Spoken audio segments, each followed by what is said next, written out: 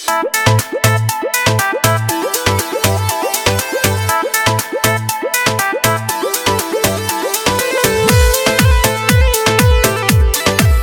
हाँ, नमस्कार दोस्तों, स्वागत करते हैं आप सभी को आपका यूट्यूब चैनल अंदाज भोजपुरी। जी हाँ दोस्तों, बता दूं कि भोजपुरी के हिट मशीन खेसारी लाल यादव जी का एक बहुत ही बेहतरीन का होली सॉन्ग आ रहा है। जी हाँ दोस्तों, ये गाना बहुत ही बेहतरीन, बहुत ही बवाल का होने वाला है।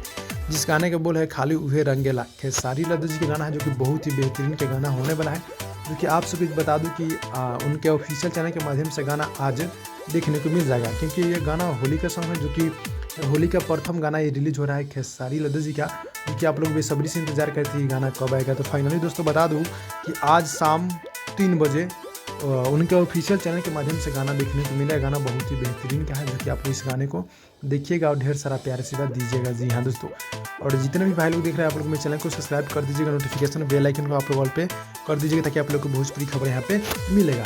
तो बता दूँ इस गाने को भैया अभिषेक भोजपुरिया जी लिखे हैं और जय गुरुदेव जी का म्यूज़िक है।